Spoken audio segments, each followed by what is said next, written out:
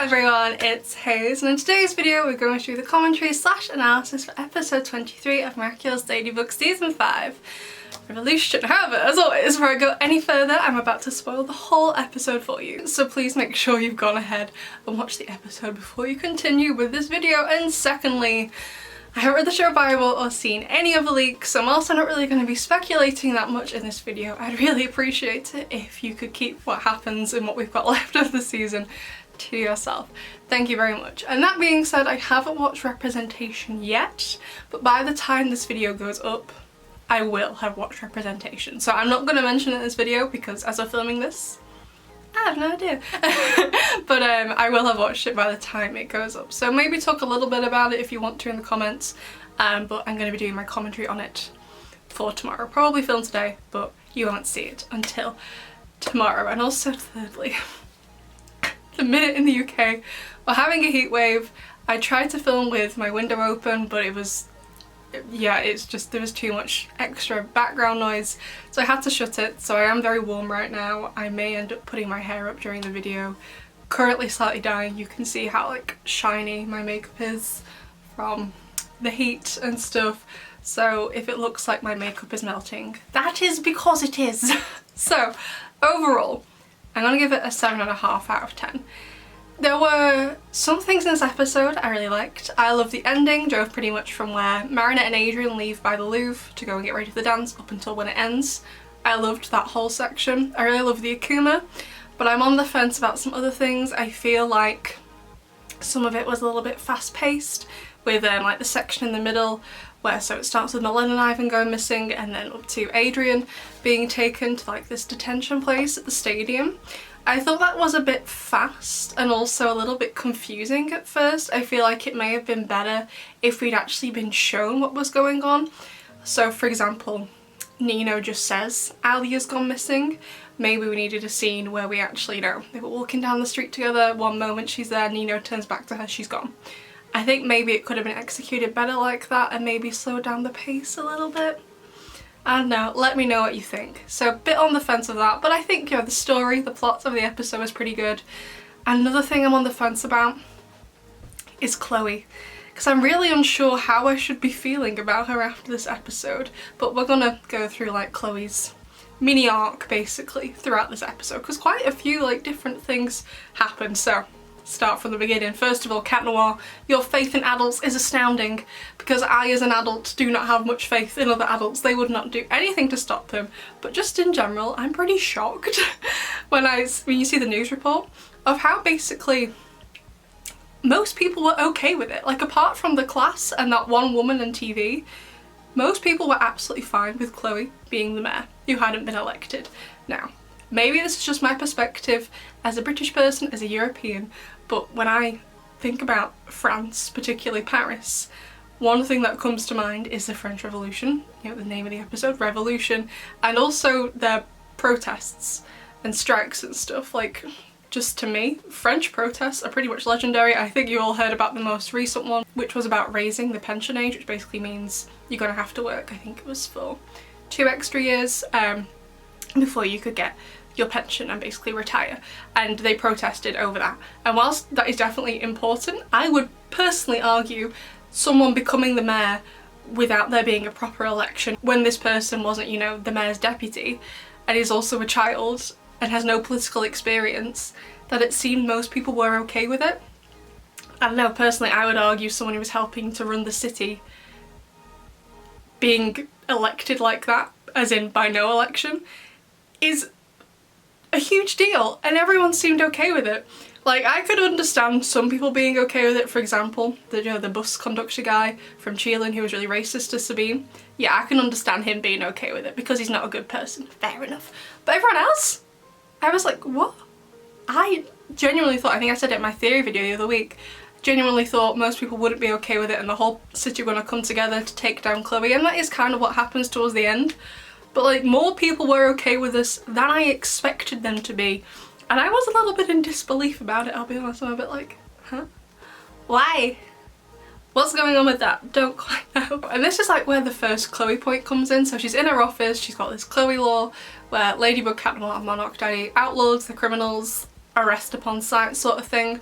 and Monarch Daddy walks in, and Chloe's first instinct is to stand up and say like, I'm gonna arrest you, you're a criminal now. So I was like, actually when that happened, you see my reaction, I'm like, okay Chloe, that's good, I loved it. I was like, yeah, but then obviously Lila manipulates her. So I was just a bit like, that's great, because like she turns down the alliance with him as well at first, and Lila makes her accept. So I was like, okay, like if they don't want to give Chloe a redemption arc, they're really going the wrong way about it, you know what I mean? Like, if you're not going to give her a redemption arc, that's fine. Like in theory, I don't mind them not giving Chloe not a redemption arc, as long as whatever they do instead, they do it well. And I'm just confused about their choices for Chloe in this episode. Like, I even wore yellow for Chloe. Look how great this dress is. It's such a cool dress. But I was just like, huh? I was very confused about Chloe's motivations and some of her actions in this episode. But oh my god. Her outfit for the Akuma, I loved it in the trailer. But in the episode, we got to see those boots. Chloe, can I borrow the boots, please? They were fabulous, and also just in general, outfit aside, I also loved the Akuma, how it was the robots, and they were invisible and they had the different powers. Great. Really, really loved it. So they go to the school and everyone's like, reinstate Miss Bustier, and I'm like, I rewatched Collusion last night in preparation. I often do that, like when I know the next episode's coming out, I'll rewatch the one before it. Andre reinstated Miss Bustier, didn't he? Maybe I was just watching incorrect subtitles, or maybe, you know, he didn't like put it into action before he resigned, but I was like, you gave her a job back. That's kind of part of the reason she broke out of the Akuma in the first place. Don't quite get it, but oh gosh, okay. So then there's like another Chloe bit as well at school. She's pretty horrible to Marinette. She's about to reveal a secret about Adrian.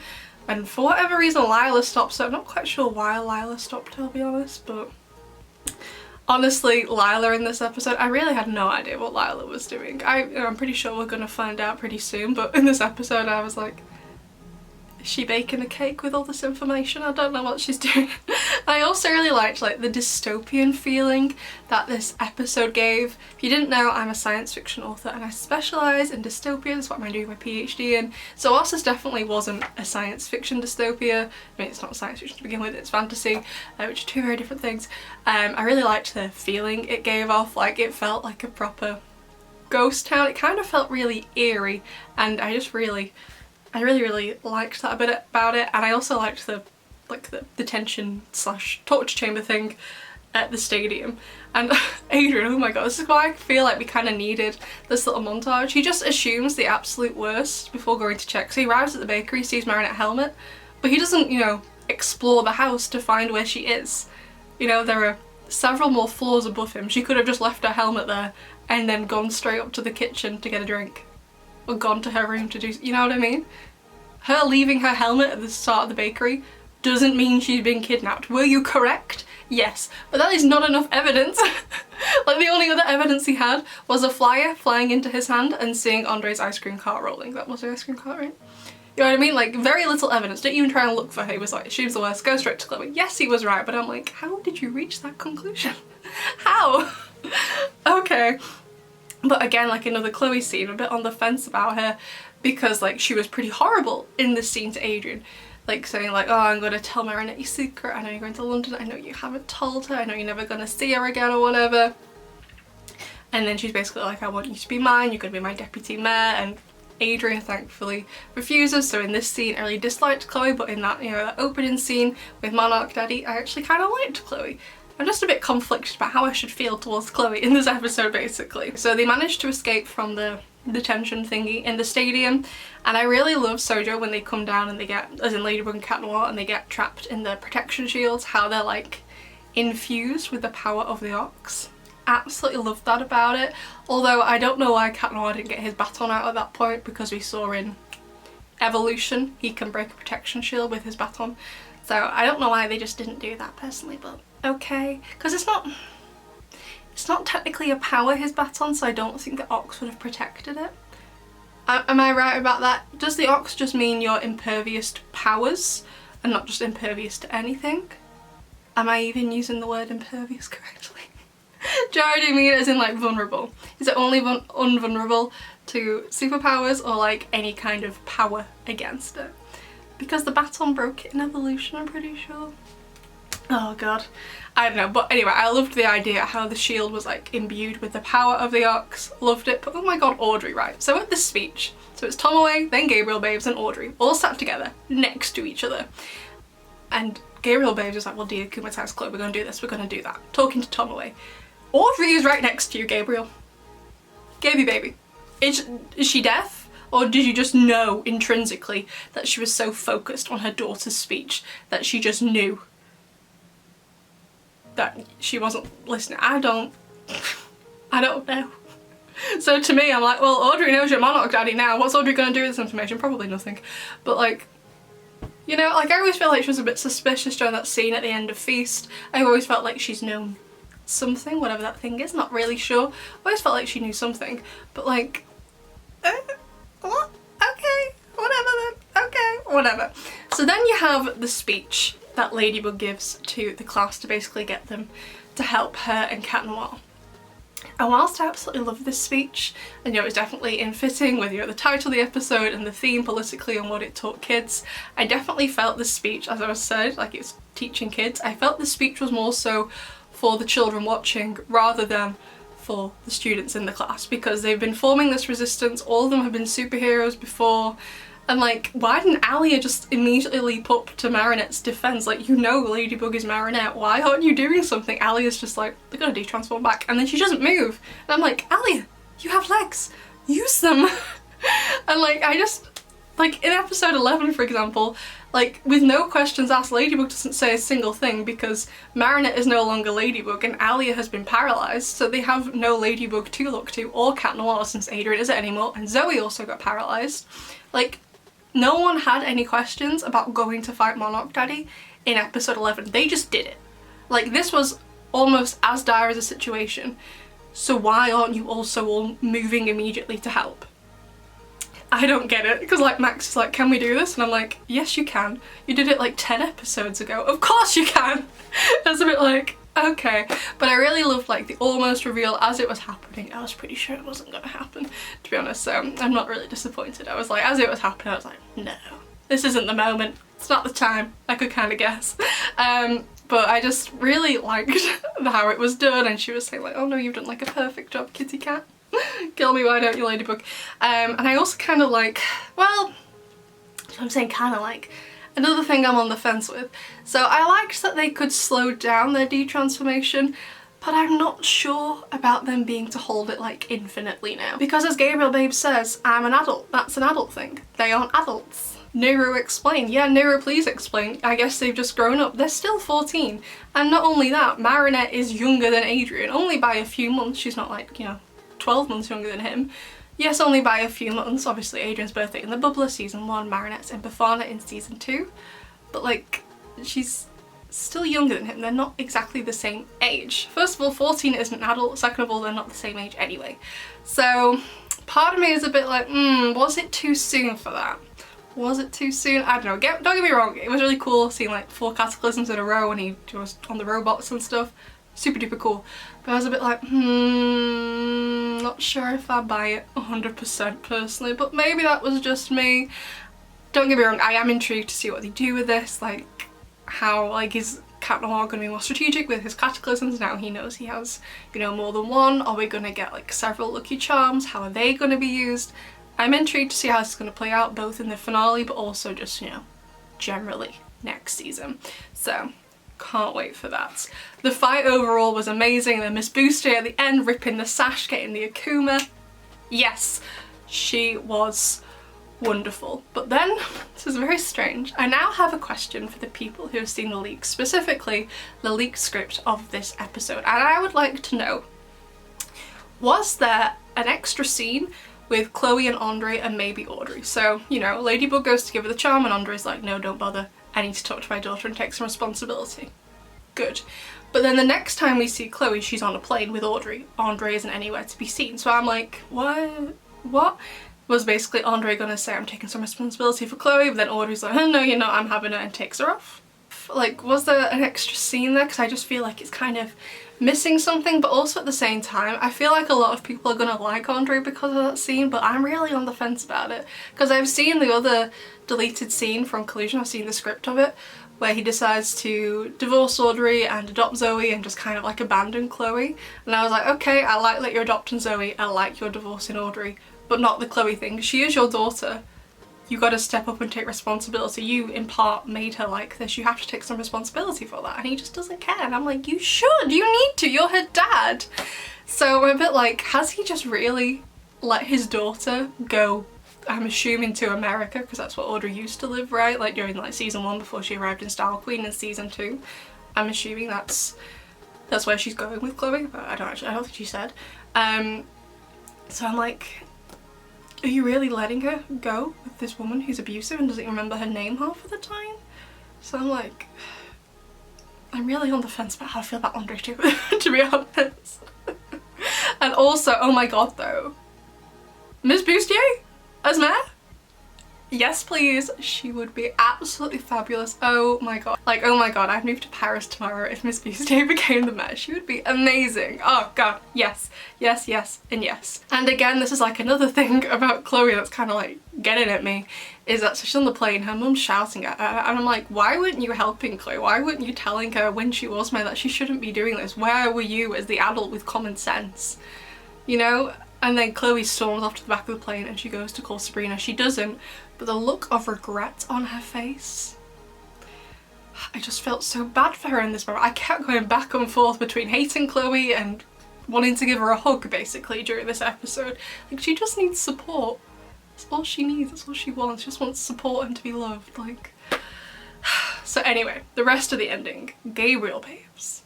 I already knew he was horrible. I know we were supposed to hate him in this moment, but like, you know, Adrian arrives home and it's like, but it's the night of the dance, and he's like, don't care. Then he's listening to Adrian cry in the car, watching him trying to get out of the car, and then listening to him crying on the phone to his girlfriend as he says goodbye to her for what he thinks is gonna be the last time he ever sees her. And Gabriel just sits there with no emotion on his face. I understand that's like part of his descent, but it was horrible to watch. Like, again, I understand we were probably supposed to feel that, but it doesn't make me any less frustrated with it. It was just like, oh my god, how can you sit there and let your child feel like that and not feel anything? Like, when my niece or nephew falls over and they get like a little scrape, not a big injury, they're gonna be fine in 10 minutes. They just, you know, need to give it a rub, give it a kiss, they'll be fine, they'll be on their way. But it breaks my heart to hear one of them cry. Like, I don't know why Gabriel didn't just try and break this to Adrian a bit of a different way. More of like, well, you've got family in London, since I've got this evil plan going on and I want you out of the way and safe, I'm just gonna send you off to London for a couple of weeks, spend some time with your auntie and your cousin, and then when it all blows over you can come back to Paris. And if at that point there's no Paris left, well, you know, that's something to address further down the road. But like, why don't you just pitch it to him like that instead of, we're permanently moving you to London, you will never see anyone or the city ever again, forget it. You know what I mean?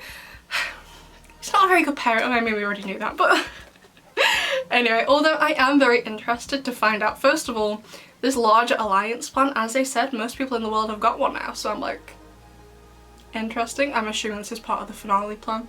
Honestly, right now, zero theories about it. Maybe I will have after representation, but right now, nothing. Also, right now, Lila's plan. She obviously took the little red laptop thingy. No idea either, but I'm very intrigued and I can't wait to start making theories about it. Currently, head, brain, no thoughts at all on it. So, then, the airport or flying field, aviation field, whatever, the plane section. So the bodyguard, you know, is trying to take care of Adrian, then as soon as they see marionettes, the bodyguard unbuckles Adrian, he's like, you get out there and you do something, and then they kiss.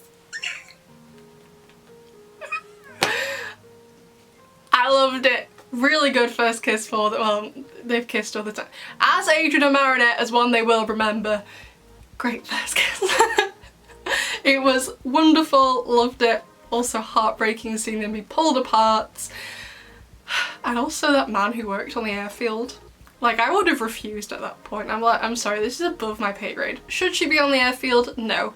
Am I pulling these two teenagers apart from kissing? Also no. If you want to do it, get out of the car, Mr. Agrest, and do it yourself, because I'm not. You know what I mean? Like, I would have refused. Like, no, I'm not doing that, you weirdo. God. I don't know, but I loved it. And then even though the bodyguard also separated them, he looked so sad. In my reaction, I was like, please give him a hug. Please? Oh. broke my heart. Hopefully everything will be okay, but I don't know, I haven't seen representation yet.